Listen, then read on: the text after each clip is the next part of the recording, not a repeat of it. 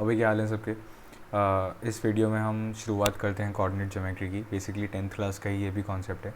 इससे जस्ट पहले हमने एक अपनी पूरी एक प्लेलिस्ट ख़त्म करी है, सीरीज़ ख़त्म करी है ट्रिग्नोमेट्री से रिलेटेड, जिसके अंदर हमने ट्रिग्नोमेट्री का इंट्रोडक्शन देखा है। और इस वीडियो में हम बात करेंगे कोऑर्डिनेट ज्योमेट्री। हम इसके अंदर शुरू कर रहे हैं। कोऑर्डिनेट ज्योमेट्री 10th से रिलेटेड वाला ही काम कर रहे हैं। खुद को उठा के हम ज़रा साइड में डालते हैं और फिर हम इस काम को करते हैं शुरू। ठीक है, ट्रिग्नोमेट्री कोऑर्डिनेट ज्योमेट्री के हम थोड़े से बेसिक इंट्रोडक्शन ही देखेंगे आज, ठीक है ना।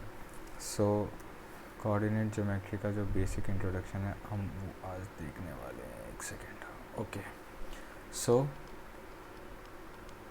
कोऑर्डिनेट ज्योमेट्री, ठीक है। कोऑर्डिनेट ज्योमेट्री समझने के लिए हमारे लिए सब बहुत ज़्यादा इंपॉर्टेंट है कि हम समझें कि एक एक्स वाई प्लेन क्या होता है, ठीक है। कोऑर्डिनेट ज्योमेट्री जैसे हमारा ट्रिग्नोमेट्री ट्रायंगल्स के ऊपर बना हुआ है, वैसे ही कोऑर्डिनेट ज्योमेट्री हमारी एक्स वाई प्लेन के ऊपर बनी हुई है, ठीक है। This is why axis and this is x axis. I am hoping कि तुम्हें ये सब चीज़ें ऑलरेडी पता होंगी बेसिक्स, बट मैं फिर भी एक बार बता देता हूँ। जो हमारी फिगर है that is of an X Y plane, ठीक है। एक्स वाई प्लेन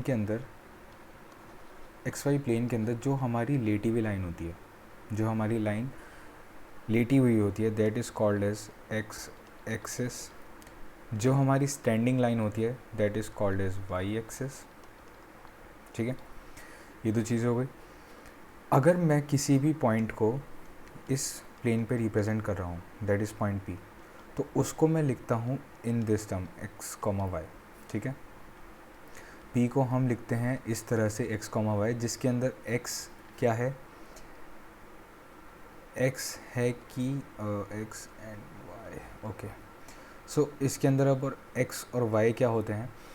एक्स इसके अंदर होता है जो भी हमारा, अगर हम इस पॉइंट से एक परपेंडिकुलर डालेंगे एक्स एक्सिस पे, तो जिस भी पॉइंट पे वो गिरेगा दैट इज़ एक्स।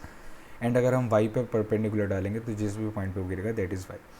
हमें किसी भी पॉइंट पी को अगर हमें रिप्रेजेंट करना है एक्स वाई प्लेन में, तो हम इस फॉर्मेट में ही रिप्रेजेंट करते हैं। पहले एक्स एक्सिस का जो कोऑर्डिनेट आता है वो आता है, फिर वाई एक्सिस का कोऑर्डिनेट आता है। Origin, the point where X and Y axis meet is called as origin, ठीक है। एंड ऑरिजिन पे एक्स और वाई दोनों की वैल्यू 0 होती है, और इसलिए ऑरिजिन का जो कोऑर्डिनेट होता है दैट इज़ 0,0। ये थोड़े से बेसिक्स थे, ठीक है। अब थोड़ा सा हम आगे चलते हैं। जो हमारा इस पर्टिकुलर वीडियो का जो मेन मकसद है उस पर हम थोड़ा सा आगे चलते हैं। मैं एक एक्स वाई प्लेन बना रहा हूँ फिर से, ठीक है। ये जो एरो होते हैं, एरो बनाने का मतलब ये होता है कि ये जो लाइन है इट कैन एक्सटेंड, ये लाइन आगे जा सकती है। और इसमें एरो पीछे की तरफ भी होते हैं, मैंने शायद पिछली फिगर में नहीं बनाया था। और ये होती है वाई डैश और ये होती है एक्स डैश, मतलब इसके अंदर नेगेटिव वैल्यू ओरिजिन के जो ओरिजिन मतलब इसके जो अपोजिट साइड होते हैं यहाँ पे नेगेटिव वैल्यूज़ आनी शुरू हो जाती हैं, वो बात की बात है, ठीक है। अब जो इस वीडियो का मेन कॉन्सेप्ट है that is we have to talk about the distance formula. Distance formula की हम इस पर बात करते हैं, ठीक है। तो हम दो पॉइंट ले लेते हैं एक्स वाई प्लेन पे, one is A and other is B. ये हमने दो पॉइंट लिए, ठीक है। इनको मैं हाईलाइट कर देता हूँ ताकि ये अलग दिखें। इन दोनों पॉइंट के बीच का जो डिस्टेंस है हमें वो निकालना है, ठीक है। तो we have to find out A comma B की वैल्यू क्या है, ठीक है। इसका हमारे पास एक बहुत सिंपल सा फॉर्मूला है जिसकी हम बात करेंगे। सपोज़ करो कि जो ए है उसके कोऑर्डिनेट्स हम ले लेते हैं x1, y1, इतना हम एज्यूम करते हैं। और जो बी है उसके कोऑर्डिनेट्स हम ले लेते हैं x2, y2, ठीक है। तो जो डिस्टेंस फार्मूला है बहुत सिंपल सा है कि ए बी की वैल्यू विल बिकम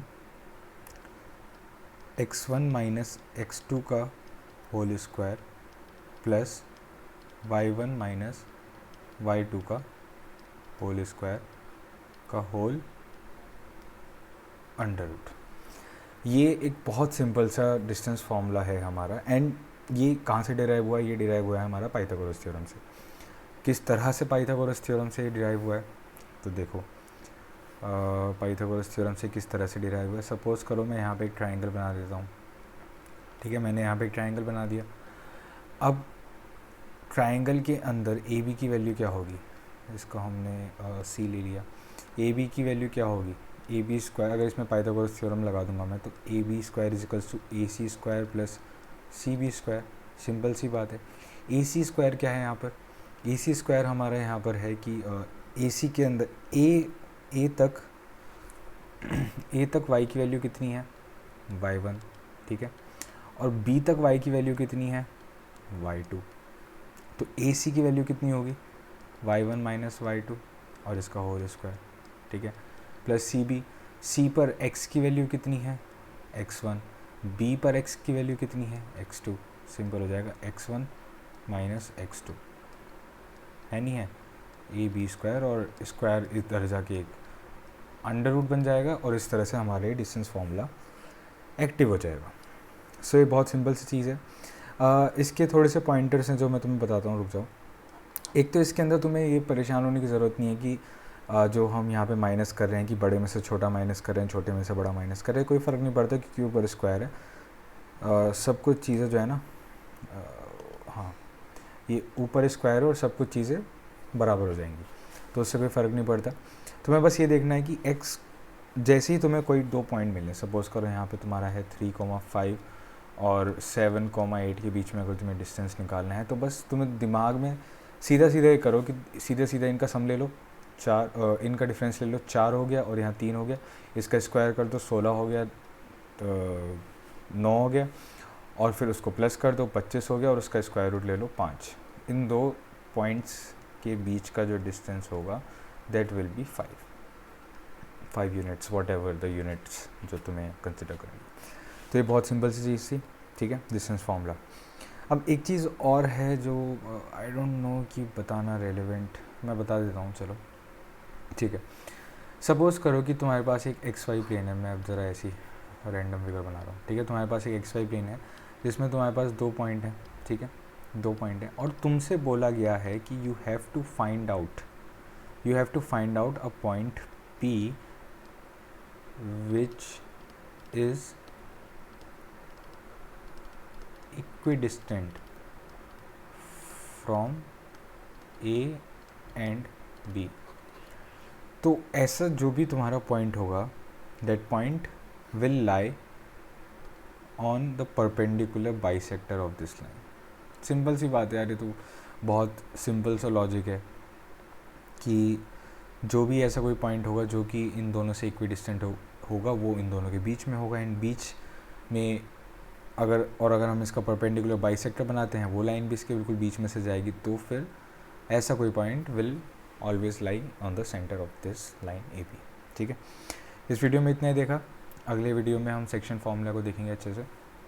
चलो, तब तक ध्यान रखो अपना।